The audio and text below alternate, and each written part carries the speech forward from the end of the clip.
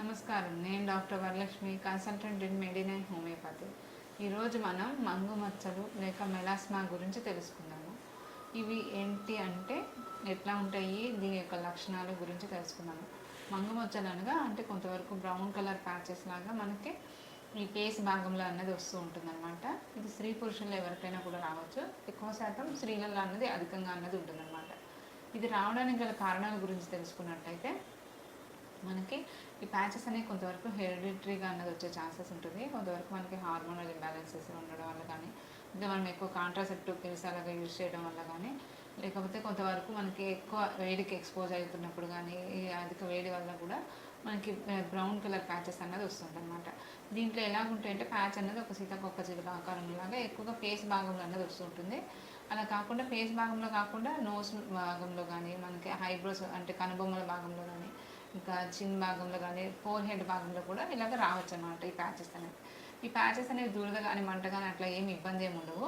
కొంతవరకు మనకి melanin pigment అనేది కొంచెం ఎక్కువగా ఉండడం వల్ల మనకి ఏదైతే ఉన్నదో స్కిన్ డర్మల్ లేయర్స్లో మనకి ఎపిడర్మల్, మీసోడర్మల్, ఎండోడర్మల్ అలాగా ఈ లేయర్స్లో మనకి ఆ పిగ్మెంట్ అన్నది ఎక్కువగా ఉండడం వల్ల మెలనోసైట్స్ అనేవి ఉంటాయి. మెలనోసైట్స్ అనేవి మెలనిన్ పిగ్మెంట్ అనేది రిలీజ్ చేస్తూ ఉంటుంది అనమాట.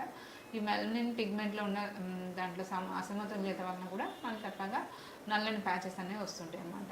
దీనికి మనకి అప్పటికప్పుడు వరకు ఆయింట్మెంట్స్ అవి అప్లై చేసిన ఎక్స్టర్నల్గా చాలా రకాల మెడిసిన్స్ అనేది యూజ్ చేస్తుంటారు. అయినా కూడా ఇంప్రూవ్మెంట్ అనేది మనకి త్వరగా అన్నది ఉండదు. ఇది కొంతవరకు దీర్ఘకాలికంగా కొనసాగే సమస్య అనమాట.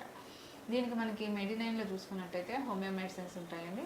మనకి హోమియోపతి సిస్టమ్ అన్నది మనకి ఆ రూట్ కాజ్ని తీసుకుని దాన్ని బట్టి అన్న లక్షణాలన్నింటినీ కూడా కన్సిడర్ చేసుకుంటూ, అంటే ఏ విధమైనటువంటి ప్రాబ్లం వల్ల ఇవి వస్తున్నాయి ఇవన్నీ కూడా పరిగణలోకి తీసుకుంటూ, దీంతోపాటు మనకి పేషెంట్ యొక్క శారీరక మానసిక లక్షణాలు వీటన్నిటిని కూడా పరిగణలోకి తీసుకుంటూ మనకి హోమియో మెడిసిన్స్ అనేది ఇవ్వడం జరుగుతుందండి. ఈ హోమియో మెడిసిన్స్ గురించి వచ్చినట్టయితే మనకి దీంట్లో చాలా రకాల మెడిసిన్స్ ఉంటాయి. మనకి సెపియా కానీ, లైకోపోడియం కానీ, ఇంకా మనకి క్యాడ్మియం సల్ఫా అనేది ఉంటుంది, సోరిడం, ఇలాగా చాలా రకాల మెడిసిన్స్ అనేవి ఉంటాయి. దాంట్లో మనం యొక్క లక్షణాలను బట్టి, పేషెంట్ యొక్క లక్షణాలను బట్టి నిపుణులైన వైద్య పర్యవేక్షణలో ఈ మందులు వాడినట్టయితే మనకి ఇంప్రూవ్మెంట్ అనేది త్వరితంగా ఉంటుంది. దీంతోపాటు మనకి మెడినైన్లో ఎటువంటి ఆహార నియమాలు అనేది పాటించాలంటే, మనం న్యూట్రిషనల్ డైట్ తీసుకుంటున్నాం, మనకి ఏ న్యూట్రిషనల్ డెఫిషియన్సీస్ వల్ల కూడా ఇట్లాంటి ప్రాబ్లమ్స్ వచ్చే అవకాశాలు ఉంటాయి. కాబట్టి అట్లాగా డైట్ పరంగా కూడా మనకి గైడ్ చేస్తారు. దాంతోపాటు మనకి ఎక్సర్సైజెస్ కూడా ఇమ్యూనిటీ లెవెల్స్ పెంచుకునేలాగా ఇవన్నిటిని కూడా మెడినైన్లో ఎక్స్ప్లెయిన్ అనేది చేయడం జరుగుతుంది.